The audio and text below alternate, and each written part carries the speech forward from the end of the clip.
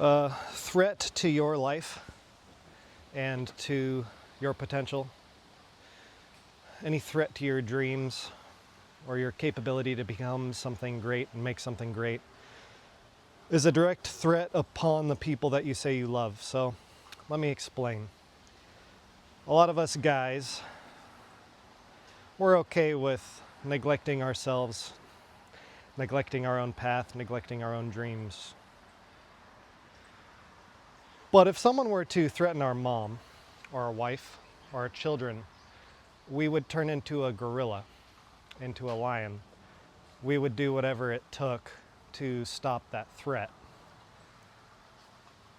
And I realized one day, if I'm in danger, it's the same thing as putting my family in danger. Because if something bad happens to me as the sole provider for my family, it directly affects them. And sure, there's life insurance, but if something happens to me, now they have to not have a dad in their life or a husband in their life. Now they have to grieve that. And so we need to not only fight to preserve our own life as men, but we have to fight for the potential of how great a man you can become. And so, as someone who has 3 kids and a wife and works 6 days a week, and I get pretty tired. I wake up early every morning, I work out. I am self-employed. I have to do all the work to keep money coming in. I have to keep on doing estimates and invoices, and then make sure I have the proper tools and materials on hand to do the jobs that I need to do. And it is never-ending, grueling, beautiful work. And I get burnt out. And I've gone through several seasons of getting burnt out and then trying to heal from it, healing from it, and then falling back into getting burnt out. And losing motivation is something I think that a lot of guys go through. Most guys go through. Later, if not sooner, most men around age 50, 40, 50 start declining. I don't know if it's testosterone, I don't know if it's life force, but this fire in them to keep going in life and to fight and to create something wonderful, that ambition dies.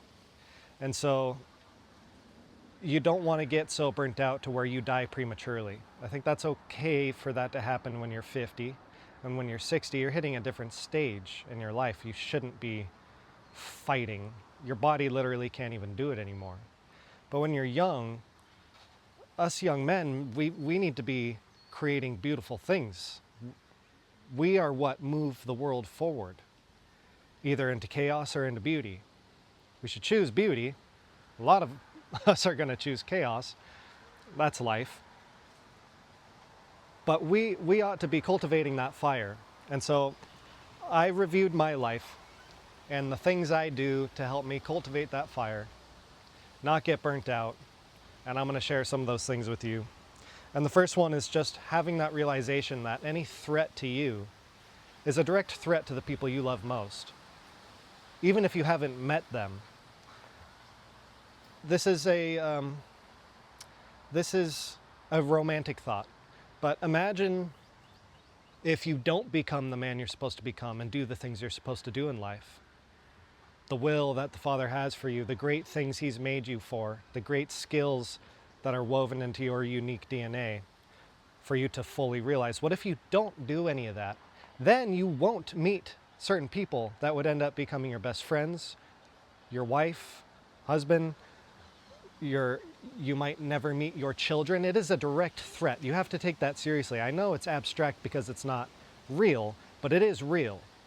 It is the most real thing, because one choice in the right direction can change your life forever. Here's an example. I decided to leave Hawaii at 18, ended up traveling all the way to Maine. I was following my gut. I'll tell this story sometime. But simply put, I was following my gut. I met my wife in Maine. If I didn't do that one simple, courageous act, I wouldn't have my 3 daughters. And there were many times I didn't want to do that trip. And there were many times I wanted to quit being ambitious, quit being hungry, quit being homeless, quit being chasing something greater. And I just wanted to go home and get a crappy construction job. But if I had done that, I would have destroyed the beauty that I have now. And so just because it's abstract, just because you can't see it, you have to realize that your life and everything that the Heavenly Father has in store for you is invisible. And if you can work, He will uncover the invisible.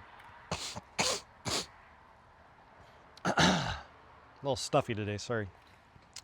So, how to stay disciplined when you're tired and you have a family. Health vitality is key. I have a tendency to, when I'm getting burnt out, I want to drink more and lay down more. And what I've noticed, especially, alcohol is just poison, so it's retarded. But the laying down, it's like anytime I think I need rest, and it quickly turns into laziness, I get weaker. I get weaker mentally and emotionally and physically. And every time in my life I have just pushed through, and let's say I feel like I'm getting sick. This happened literally a couple weeks ago. My wife got sick, and then my kids got sick, and I have all this work to do. I'm like, I can't get sick. I felt it in my body, and I said, no. I told my body, no. Nope.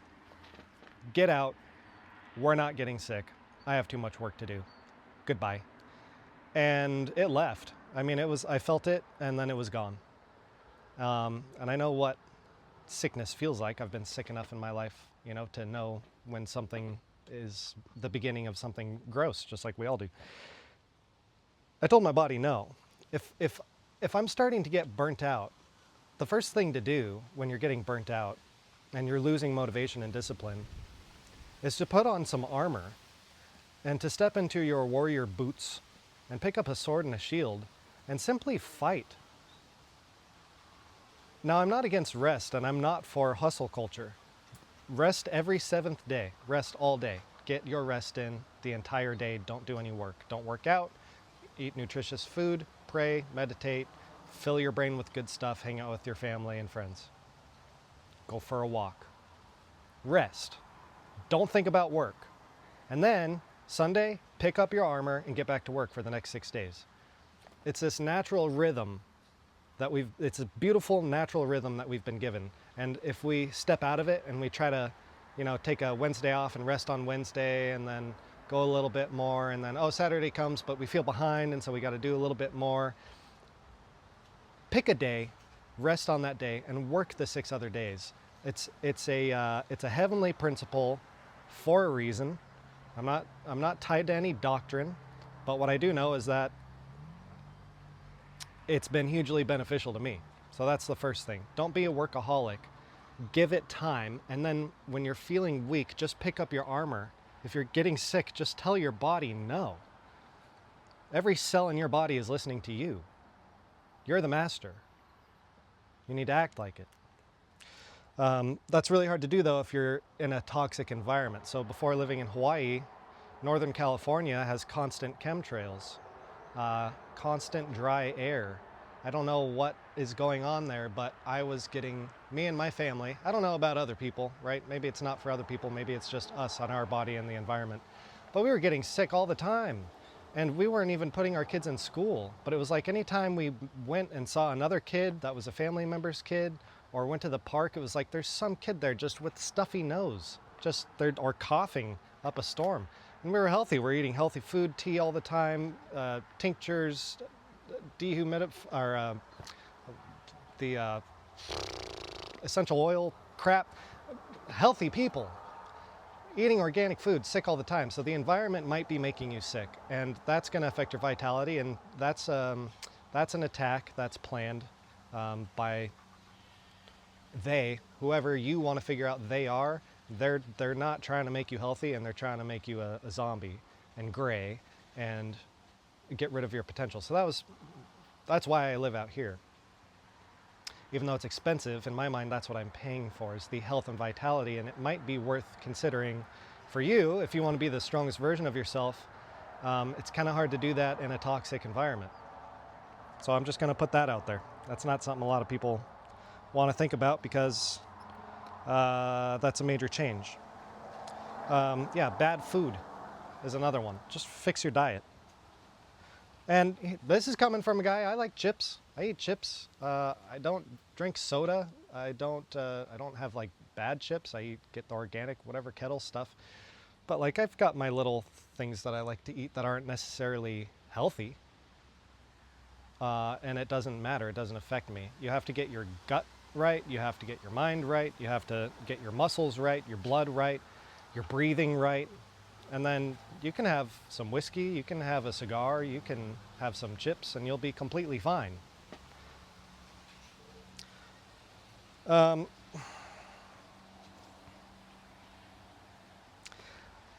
When it comes to vitality as well, and laziness and all of that, I'm someone who, when things are getting hard, I kind of just want to sleep in. I just want to sleep. I don't want to have to get up with the alarm. I don't want to get up at 5 and work out. And I'll give in to that. I'm free, so I'll just do that. I'm not going to hold myself to any doctrine, because I understand what I'm going to learn is the truth. And here's the truth. The truth is that it's hard getting up at 5 a.m. and working out. It's hard. It's hard getting up at 9 a.m., 8 a.m., feeling behind, getting to work a little late maybe, not having any type of routine. That's also hard. So they're both equally hard, honestly. But the getting up at 5 a.m. and working out and starting my day right, it makes me like myself. The other one makes me hate myself. So they're both equally hard, but one has a positive benefit and the other one has a destroying nature. And so look at the areas where you have positive benefits, you're gaining trust in yourself because of actions, versus you are destroying your trust in yourself. You are destroying your faith in your future and in your ability to just do what you say you're going to do. Don't beat yourself up. This is going to go into the next bullet point that I have. Your thoughts might be the thing dragging you down the most. You are what you think about all day long. You are not behind. You are not lazy. You are not sick. You are not addicted. You are capable of anything. And you can change anything you're doing, you can change any day. But your thoughts of, oh, I'm addicted, this is part of my personality, I can't let this go, I need this to be happy, those are all stories. And if you're going to keep telling yourself those stories, you will stay trapped. You can tell yourself a different story any day. You can free yourself from any story. Oh, the world is terrible, there's war everywhere, we're going to starve, we're going to die, the government's going to turn us into machines where the matrix is going to feed off of us. That's just a story. Look at my story that I have going on out here with my family. It's freaking beautiful. Stop listening to people that are going to give you stories that are not going to benefit your life. Sure, it might be true. Who cares? If an A-bomb goes off out there, I'll deal with it when it happens. But I'm not going to spend every single day thinking about if it's going to happen. I don't care. What I care about is using what I have in front of me to be the best that I can be, not just for me and the people that I love that I can see in front of me, but for the people that I have yet to meet, for the people that are there for me, waiting for me, that he knows about, that I don't know about, the invisible. Get your mind right. Start thinking about righteous things. Don't fill your brain with toxic, pagan, pornographic terror. Stop watching certain movies, certain news. Just clean it up. Just get a broom and start cleaning up your mind. And whatever reoccurring bad thoughts you have, they'll stop. It's the same thing as when you start feeling like you're going to get sick. Tell your body no. You just say no. Sometimes it works, sometimes it doesn't. But every time, just say no. Anytime a bad thought knocks at the door of your mind, say no. Go away. I'm not opening the door for you. Stop opening the doors in your mind to negative thoughts. Another thing, have an end in sight. Too many men, we think we're never going to die. And I don't mean we actually think that, but we live as if it's true. We live as if we're never going to die. And so, things to consider. How much money do you want to have when you're 80? What do you want to pass down to your kids? Do you want kids? What do you want to pass down to them? To your wife, to your grandkids? Maybe just to the community that you've built. What kind of stories do you want to be told about you? What do you have to do so that when you're 80, you don't have any regrets? Have the end in sight. You can craft whatever character you want. And I've always run into the trap of, well, I don't know if this is what Yahweh wants for me. But you know what? He doesn't really care. As long as it's righteous and it's in line with his character and his principles, I know he's happy for me. It's the same as a dad who's like, I think a lot of men, we think that the Heavenly Father cares what career we go after. You have to be a lawyer. You have to be a musician. You have to be this. It's not true. I don't think he really cares. I think we can pick and choose. What he wants is that it's aligned with him and we're doing it righteously with a giving heart. So yeah, have the end in sight. What kind of story do you want to tell with your life? You're the main character in a book. In a book. Everyone is a main character in a book. So for your book, how do you want the story to go? Don't waste your life. Make it a really cool story. Don't waste it. Live courageously. And it's never too late. It doesn't matter how old you are. It does not matter how old you are. It doesn't matter if you have wasted the last 20, 30 years doing the bare minimum. It's never too late to do something great.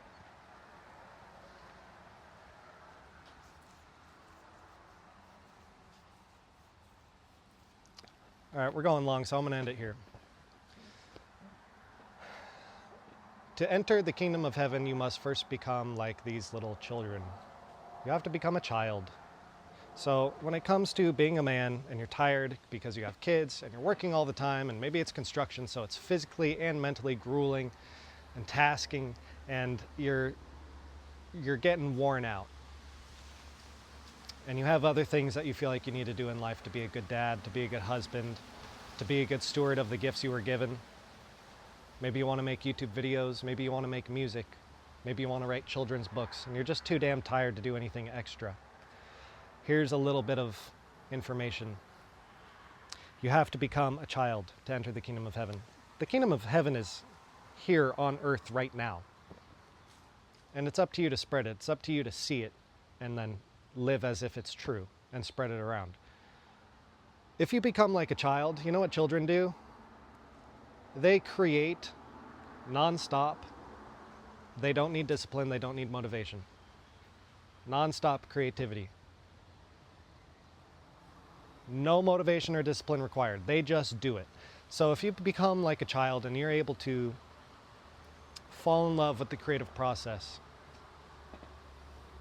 whatever that looks like for you, and you just start creating things, you'll find yourself up at midnight and you've got 4 hours of sleep and you're completely enthralled with what you are creating. You are in it. You're in this amazing flow bubble, feeling life. And if you've never experienced that, I want you to experience that. A lot of us can't even remember what it was like to be a kid and experience that. So you have to get back there. And the only way really that I know to get back there is divine intervention. You have to ask. You have to ask for help with that. There's no amount of therapy or meditation that I know of that will help you tap back into that childlike nature Messiah taught us about. We need divine intervention. So you ask, you pray, constantly. Guide me, teach me, show me where to go, and please make me like a child again.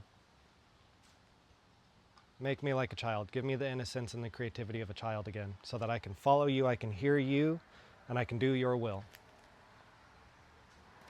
Creativity is much, much, much greater than slave work, which most of us are doing. I'm doing slave work, but at least it's for myself. I don't answer to anyone except directly to the clients that I work for. I'd recommend that for anybody. If that sounds nice to you, I have a handyman guide you can buy. It's $47. I might just start giving away for free, but I don't know. I kind of want to, but I have to go in and restructure a bunch of stuff. That's a pain in the butt. So for right now, it's $47. I'll teach you everything on how to make $1,000 a day, if that sounds good to you.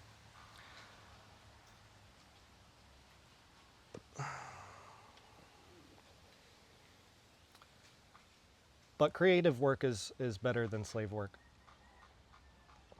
And because of school, because of jobs, because of our upbringing, we are trained slaves. Trained to be slaves. And it's a bummer, because it takes away that childlike creativity that we have to get back to. Because if we stay on that slave mentality, and then you try to go create something, you won't have the energy. You'll be looking for motivation and discipline, and that's not what you need.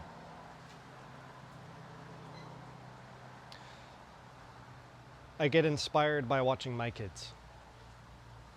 They help remind me my true nature and the true nature of human beings before we get fully corrupted by school system, teachers, and the government. So handyman guide is down below if that sounds interesting to you. If you want to be a little free with your life and your slave work. And I hope you're doing well. Cheers.